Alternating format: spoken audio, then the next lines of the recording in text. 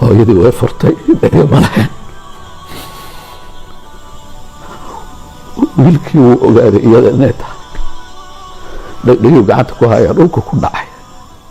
hooyadii lugta ka qabsaday. hooyo waa taas qiso cajiib badan. maamadan aan ducadaasi akhrisay natiijadana way heshay. maamadan muddo dheeray ku qaadatay inay ilmo dhasho.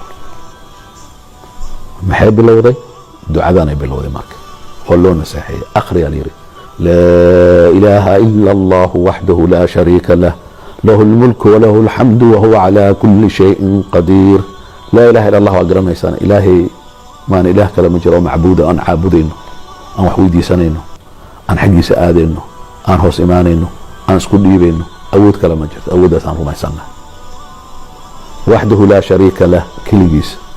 cid awoodda ilaahay subxaanahu wa tacaala uu leeyahay cid aan la wadaajinayno ma laha. awooddiisa waa awood isaga keli ku ah ilaahay subxana wa tacaala. waxdahu laa shariika lahu lmulku, wax walbo ilahay isagaa leh. wax walbaba adduunka yaal oo aan raadinayno isagaa gacanta ku hayo. allahu akbar. walahu alxamdu, asaan u mahadinaynaa wuxuuna siiyey. wahuwa calaa kulli shayin qadiir, wax walbana wuu karaa. waxay dhahday haweentii intaasoo sana haddaan dhali waaye ilaahay wuu karaa anoo hadda weynaaday inaan dhalo. way weynaatay. dadaal kastay samaysay, dhakhtar kastay aaday, ducdaanay akhrisay, uuray qaaday.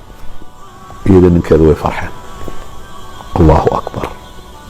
ducada kadib iyo ku celcelinteeda iyada ninkeeda way farxeen. markay farxeen kadib maalintii foosha wax dhacay. arrin mucjizaa dhacday. markaasay u sugaysay, ay u soo riixaysay. hal mar odaygeena meeshuu joogaa, cunugiyaa soo baxay. umulasada waxay tiri bishaaro, wiil waaye. laakiin waxay tiri wiilkaaga labada dhagood oo ka go-an uu dhashay, laba dhego ma laha. way naxday, haddana way ku booday, ku qabsatay. wiil aan dhago lahayn. meesha labada dhagood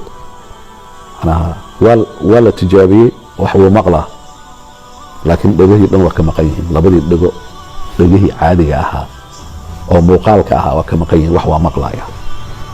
intay qabsatay, cunuga markuu gaaray 3 jir oo meesha xadaanada ay geysay, waxay ilmaha dhahayaan waxsh.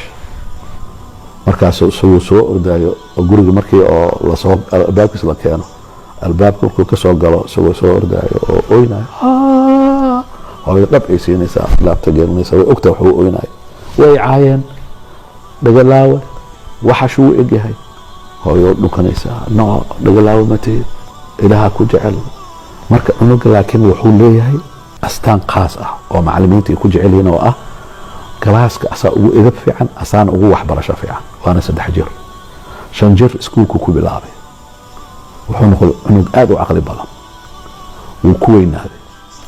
hooyada maalin kasta iskuulku u imaanayo, albaabkay u taagantahay. hooyo macaan waa kaas. hooyooyinka cajaa'ibay leeyihiin. albaabka ay u taagantahay. aabbaha shaquu jiraa. way sugaysaa, meel dheer uu ka soo ordayaa. markuu weynaaday marka high schoolka uu galay, wuxuu bilaabay inuu dhigaha daboosho oo koofiyad uu ku daboosho. macnaha koofiyadaha waaweyn ilaa dhigaha daboolo, marka lama arkayo. laakiin markasta guriga markuu yimaado waxoogaa murugaa ku jirto, laakiin waxbarashadu ku fiican yahay. jaamacadduu gaaray. jaamacadda markuu gaaray sidii uu u qariyaa. jaamacadda wuxuu noqday number 1 xagga waxbarashada iyo maraatibta jaamacadda dhan 1 ka galay. markii meeshaas uu marayo, maamadii dhakhtaray u tagtay. waxay u sheegtay sheekada wiilkeeda, dhakhtar oo dhagaha ku takhasusay, zaraaca, marka in dheg la beeri karo in kale. marka dhakhtarka wuxuu yidhi waa la beeri karaa, laakiin waxaa shardi ah 3 shardi. qofay isku dhiig yihiin, qofkay isku kalar yihiin, iska isku waafaqo dhegta, iyo maaragtay qof oo isku hilib yihiin, macnaha isku dhow yihiin hilbihiisa. bas waayahay dhahday, anaa qof soo helayo. maamadii qofkii soo heshay. dhakhtarka waxay tiri qofka waa la hayaa, laakiin 3 uu codsaday. 1 inaan la sheegin oo aad ballan qaaddo adiga inaadan sheegin, anigana inaanan sheegin. laba lacagna ma qaadanayo uu dhahay saddex wixii ka yimaadana anaa qaadanaya macnaha haddii oo aan saas ku dhinto labadii dhagaa laga jaraya qofkaa raba dhegihii inuu donation ku bixiyo dhakhtarka waayo hore waa ballan qaadaya waa saxiixaya inkastoo dhakhtar aan ahay oo qofka warqaado badan inaan ka saxiixo laakiin adiga dartaada aan u saxiixaya calaa kulli xaal wiilkii waxaa loo balamayey maalintii dhegihiisa oo lagu beerayo dhegihii waa lasoo jaray qofkii wiilkii dhegihii aa lagu beeray dhega muuqaalkiisa leh dhiiggiisa leh hilibkiisa leh zaraacadii dhegaha lagu sameynayay way najaxday oo lagu guulaystay wiilkii ma aha kaliya shaqa inuu helay wadamada muslimiinta ka mid ah uu safiir u noqday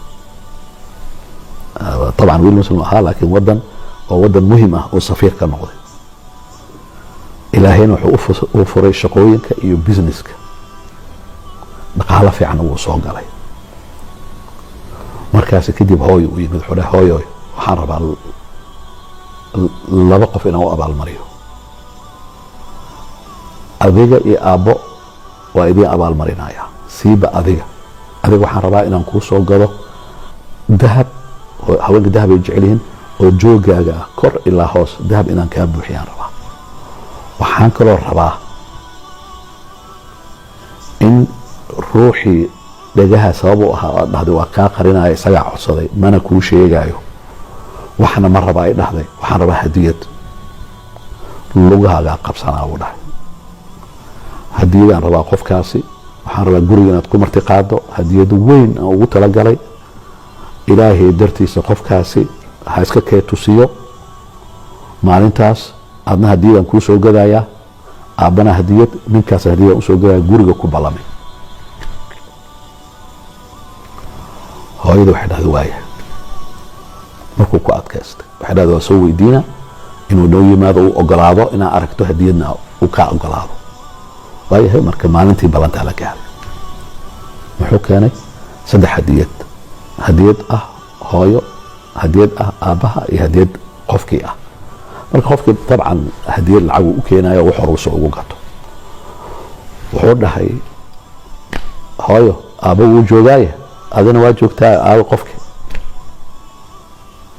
marka wuxuu dhahay qofkii wuu imaanayaaye waana arki doontaaye hooyo maxaa ugu talagashay hooyo waxaa ugu talagashay u samee kadib qofkii waad arki doontaa markaasaa wuxuu dhahay hooyo waxaan ugu talagalayaa haa taas maa shardi ah taasaa shardi ah baakooyin badan marka oo dahab ah wuxuu furay baaka oo lugaha dahabka la geliyo baakadii u furay lugihii u geliyey haddana baaka kaluu furay gacmaha jijimada gacmihii ku rakibay haddana baakaduu furay silsiladii oo qurux badan wada dahab ah wiilka wuxuu noqday wiil ilaahay barakeeyey dhaqaalo u haystaa markaasaa wuxuu yidhi hooyo silsal waxaan kuu soo gaday dhego oo qurux badan oo dhaadheer oo iyo kuwa aad ku durduraysa meesha oo dhan markaasaa baakadii soo qaaday hooyo ii furuu dhahay dhegahaan kuu geliyo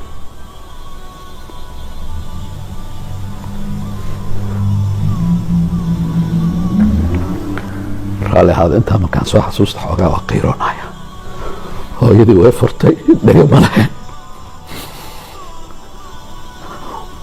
wiilkii wuu ogaaday iyada inay tahay dhegdhegii gacanta ku haya dhulka ku dhacay hooyadii lugta ka qabsaday hooyo waa taas waxay dhahday wiilkii madaxa ka dhugantay waxay dhahday sacaadadaada ani sacaada ii ah farxad kale ma jirto waxaa lagu ducaystaa ilaahu ijcal duriyaatina qurata acyun wajcalnaa imaama lilmuttaqiin ilaahu awlaadeen waxaa ka dhigtaa kuwa aan ku raaxaysano ilmaha raaxo waay farxad waay qabow waay waxay dhahday adaa ii ah aniga sacaado labadaas dhagood waxay yihiin malahan iyada ahayd mar qofka isqarisay waxaa u bixiyey alumma almukhlisa sheekada xitaa saasaa u bixin kartaa hooyadii 100% mukhlisad ahayd